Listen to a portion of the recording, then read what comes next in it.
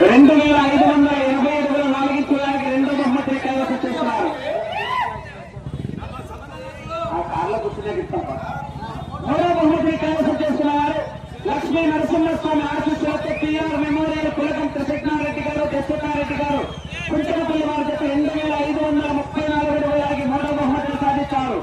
నాలుగో బహుమతిని సాధించిన వారు సంవత్సర సమేత విజయదుర్గాదేవి ఆశీస్సులతో జిఎస్ఆర్ బుల్స్ గరికపాటి శ్రీధర్ గారు పెద్దపల్లిపాక గ్రామం పెదమలూరు మండలం కృష్ణా జిల్లా వారి చేత 2525 అడుగులకి నాలుగో బహుమతిని సాధించారు.